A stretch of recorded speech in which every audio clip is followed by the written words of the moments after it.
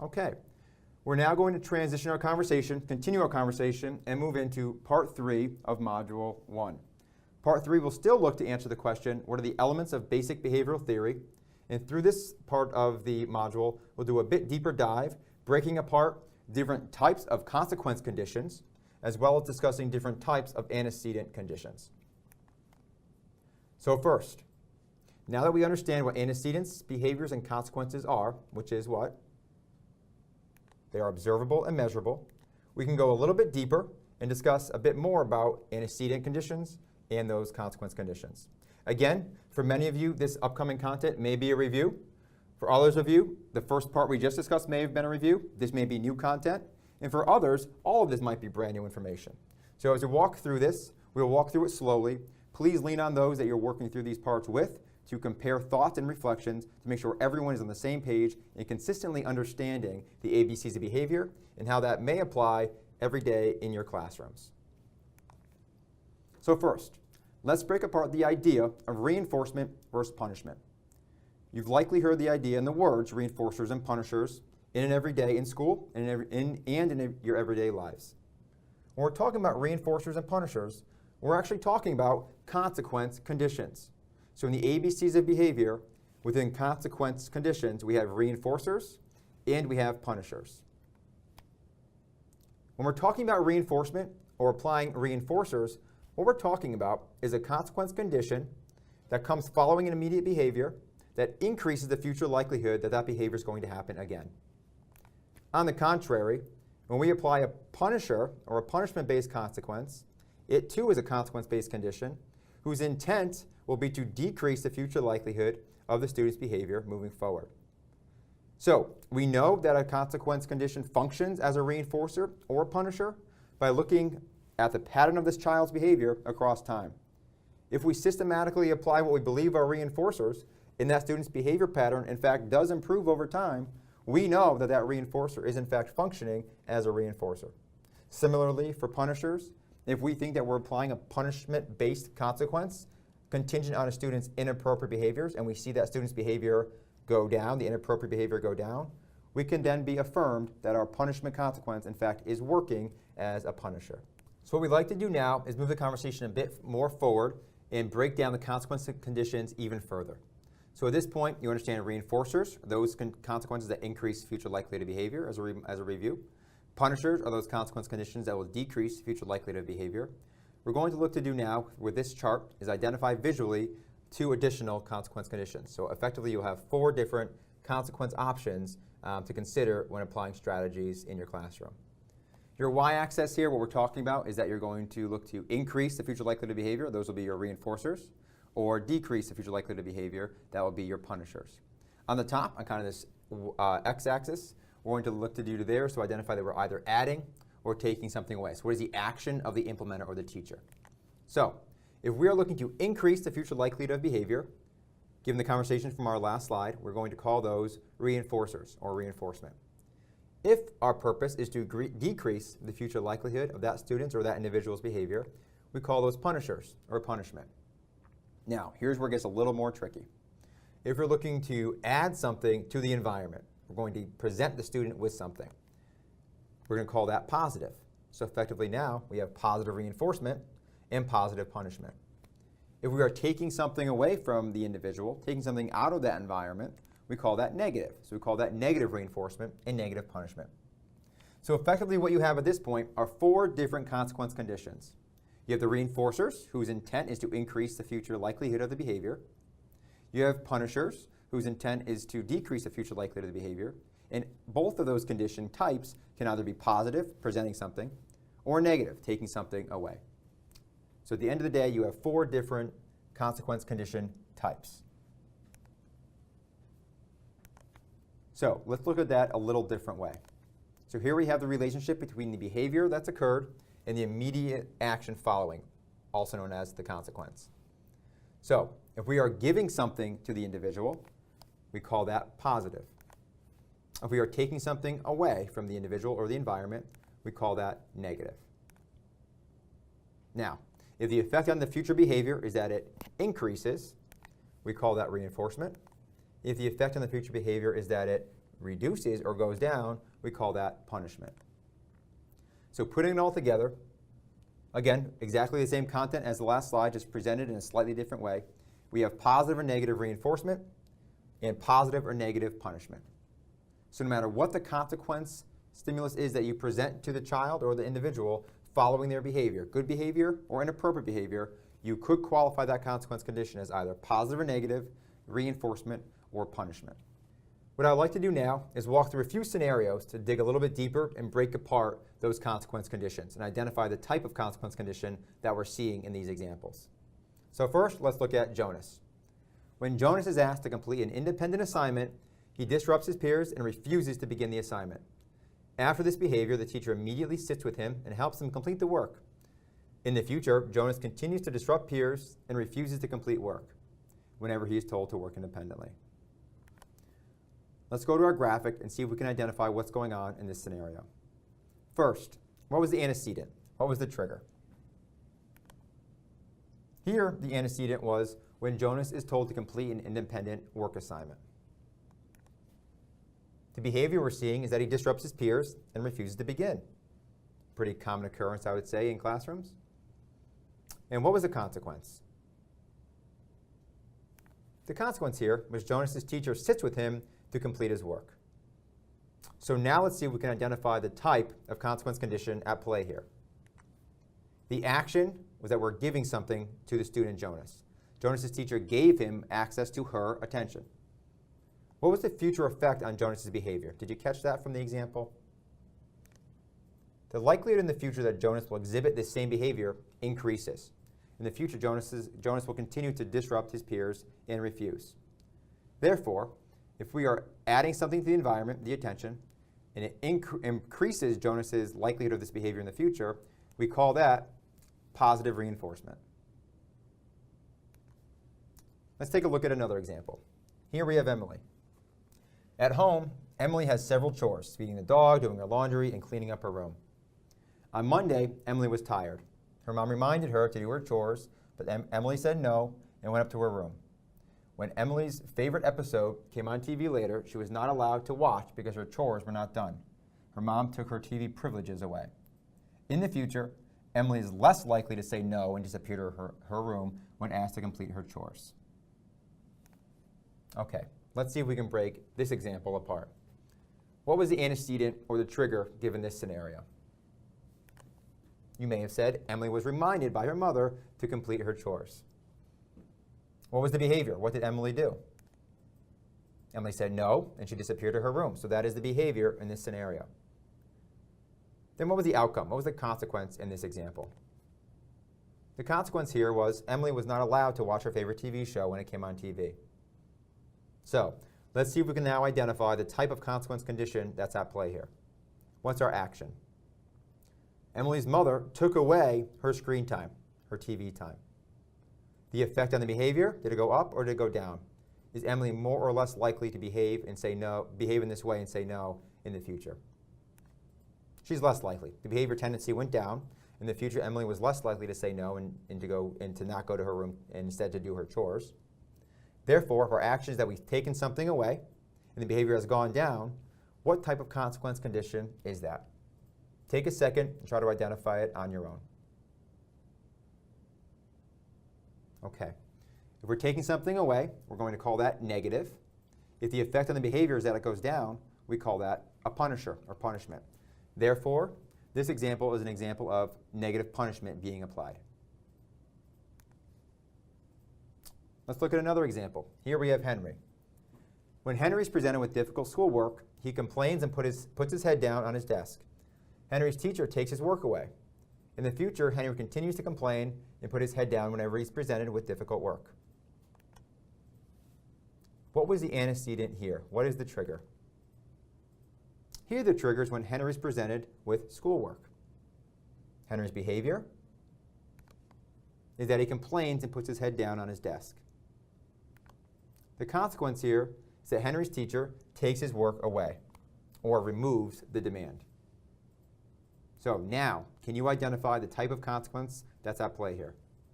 First, what's the action? Are we taking something or are we providing something or taking something away?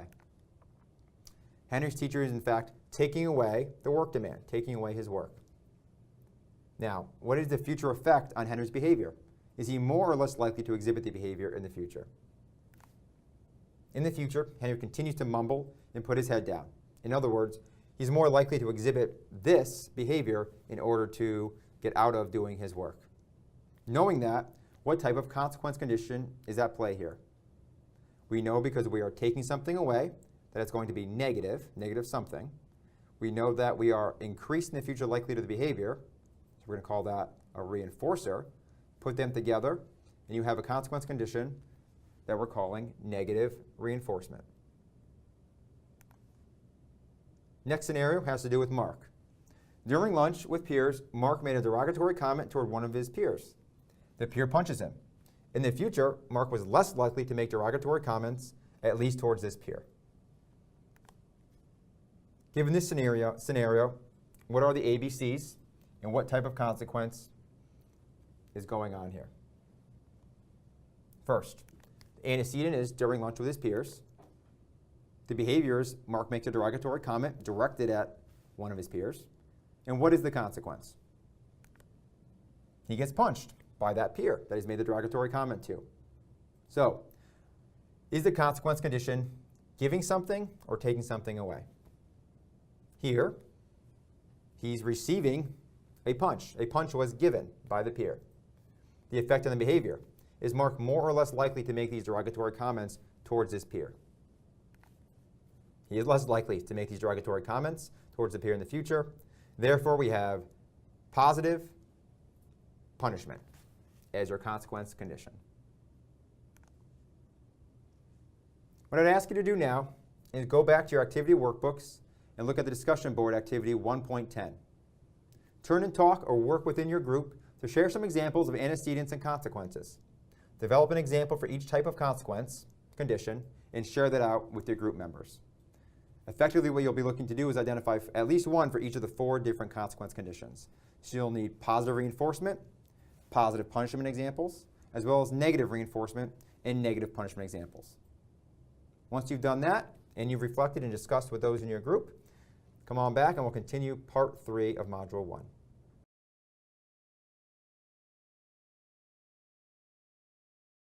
Okay, welcome back. At this point, hopefully you've had adequate time to identify and draft some examples of different consequence conditions, and hopefully you've identified at least one example for each of the 4 different consequence conditions.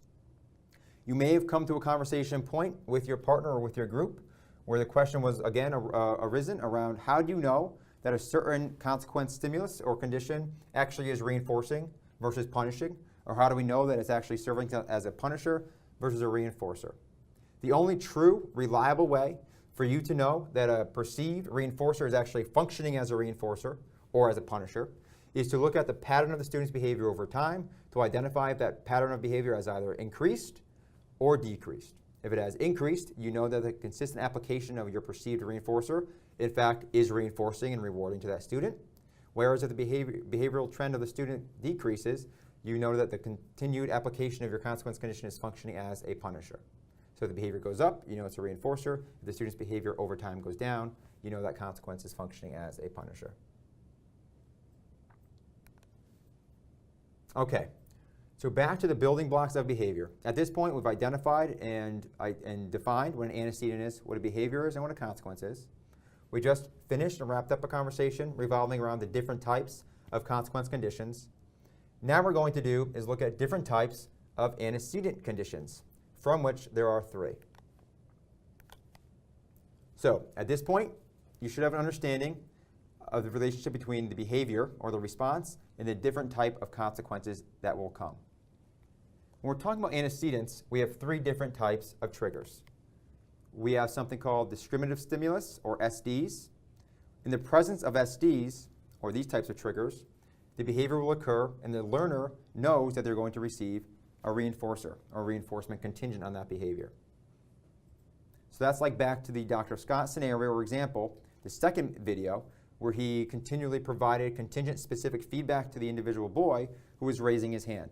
He said, "Nice job raising your hand. That's the second time you just did that in the last 2 minutes." That, over time, will become a discriminative stimulus. When Dr. Scott asks for a response, that's the prompt. the student raises their hand, knowing they're going to receive some level of reinforcement from the teacher. A second type of antecedent condition is known as S delta, denoted with the S and the little triangle. In these contingency scenarios, the learner does not quite know what the outcome is going to be. There's been variable responses either by the teacher, the adult, other students or peers in the scenario. So in the scenario where an S delta is present, the learner is not quite sure if reinforcement or punishment is going to be following. Finally, SD minus, denoted with the S and the D minus symbol, means to the learner that in the presence of this trigger, their behavior will bring about some type of punishment-based consequence. So effectively 3 different types of antecedent conditions: the SD, the S delta, and the SD minus. Let's look at a scenario that is likely pretty common and approachable to most folks. So here you are, and you are telling a sarcastic joke. So make up to yourself at this point in time whatever that sarcastic joke is, and now we'll start looking at different contexts of where you might tell that sarcastic joke. If the scenario is that you're with your friends at dinner and you're telling some sarcastic jokes, in all likelihood they appreciate your sarcasm and they're going to laugh. Over time you've learned that in the presence and the context of your peers and your friends, if you use your subtle sarcastic humor, they're going to laugh. Therefore, that would be a discriminative stimulus condition. However, if you take that same humor, that same sarcasm, to your kindergarten class and use the same types of jokes, they likely will not understand you. Therefore, you're not going to get anything in return. You're not going to be reinforced by their response. You're not going to be punished by their response. Over time, you're just going to understand that it's kind of a waste of your time to deliver any type of sarcastic joke to your kindergarten students. Effectively, that condition, that antecedent trigger, is an S delta. And then finally, here you are telling your sarcastic jokes. You thought you'd stretch your boundaries a little bit and take those sarcastic jokes to your boss or serious family members who don't appreciate your sarcasm. In those scenarios, you're likely met with either correction, disapproving looks, or some kind of disgruntled comments from your boss or family members. In those scenarios, this would be considered your SD minus. That's the trigger that would lead you to know that over time, you likely would not want to deliver sarcastic jokes because you would be met with some level of punishment. If they are disapproving looks or some kind of corrective statements, we would qualify those as positive punishers. If those individuals just walked away from you and you found them reinforcing, you might call that negative punishment.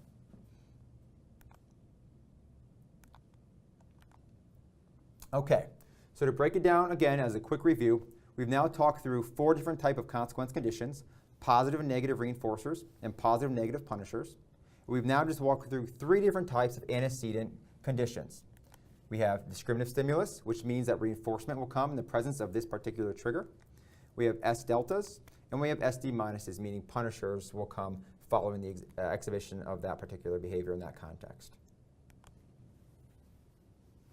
Which type of antecedent is the most likely to occasion the behavior that you're looking at, or that you're focusing on in a classroom? Would it be the discriminative stimulus condition, S delta, or SD minus? More times than not, what we're talking about when we observe behaviors in classrooms, appropriate or inappropriate behaviors, is this sequence in this pattern. In the presence of an SD, you observe a particular behavior because over time that individual has learned that that behavior brings about some type of reinforcement. So when we're talking about different types of antecedents and different types of contingencies in classrooms, whether the behaviors are appropriate or not, over time, whether we have consciously made a decision to apply reinforcers or not, that learner has determined that they're going to receive a reinforcement from themselves, for themselves. Therefore, typically we're talking about the discriminative stimulus antecedent condition. So there you have it at the bottom. When most people say antecedent, they mean discriminative stimulus, as they're referring to the antecedent that occasions the behavior due to the prior history of reinforcement in its presence. Okay, so as we begin to wrap up this part of Module 1, Part 3, a couple more elements of language or verbiage for you to be aware of and for you to familiarize yourself, as it will be important for you to understand these concepts moving forward in the upcoming modules of this course. So you may have heard the word extinction before when speaking to different types of behavioral strategies. When we're talking about extinction, what we're talking about is the relationship between the behavior or the response and the consequence. In a situation where you're trying to put a behavior on extinction, what you're trying to do is get rid of the existence of that behavior outright. To do that, what you're doing is that you're systematically and consciously making a decision to remove reinforcement contingent upon a behavior that previously was reinforced. So, when the consequence that functions to reinforce a behavior, when they're withheld or prevented from occurring, over time, that behavior will eventually disappear. Once this has happened, we call this extinction. Another term to be aware of is extinction burst. An extinction burst is a temporary increase in behavior before the behavior entirely disappears. So, in other words, when we're saying we're going to put a behavior on an extinction pathway, what we're going to be doing is removing any reinforcement contingent on that target challenging behavior over time. When teachers or educators do this, they should be fully aware that they should expect an extinction burst. In other words, upon initial implementation of their removal of that reinforcer, they should fully expect that behavior intensity and frequency to increase before it decreases and goes away and it becomes extinguished. To highlight this a little more, I'm going to present with you two different scenarios. First, here's Sarah. Every time Sarah talks out in class, the teacher gives her attention. Realizing that this is reinforcing Sarah's behavior, the teacher stops giving her attention for talking out. Effectively, Sarah's teacher has put this behavior on extinction. At first, Sarah increases the amount of talking out in an attempt to get the teacher's attention, because it's always worked in the past, so Sarah figures, if I keep talking out, louder perhaps, more frequently perhaps, I will eventually get this teacher attention. Because Sarah's teacher knows that she's on a pathway to extinguish his behavior, she continues to ignore and to not provide that attention that Sarah previously received. Over time, Sarah stops talking out for teacher attention and perhaps even learns a replacement behavior to acquire teacher attention in a more appropriate way. Effectively, Sarah's talk out behaviors have now been extinguished. Let's look at another example. Here we have Karen. After realizing that Karen was being positively reinforced for her problem behavior, her teacher decided to no longer give Karen help and attention when she engaged in problem behavior. Karen's teacher here decided to put Karen's challenging behavior on extinction. Initially, Karen became more disruptive in class. That is our extinction burst. However, over time, staying true to the strategy at hand, Karen's teacher was successful, and Karen eventually stopped engaging in these problem behaviors when she was presented with difficult work. Effectively, Karen's behavior had now been extinguished.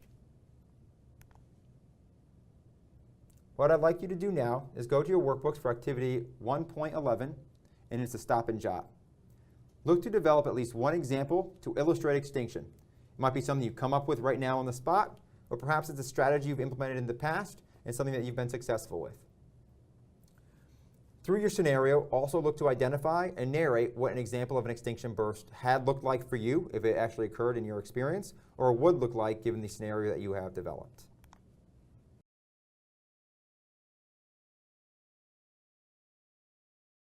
Okay, welcome back. Hopefully at this point you've had a time to develop your own example of extinction as well as an extinction burst. As a review to that activity, I hope you're able to share that with colleagues or peers or those working through this part of this module with you.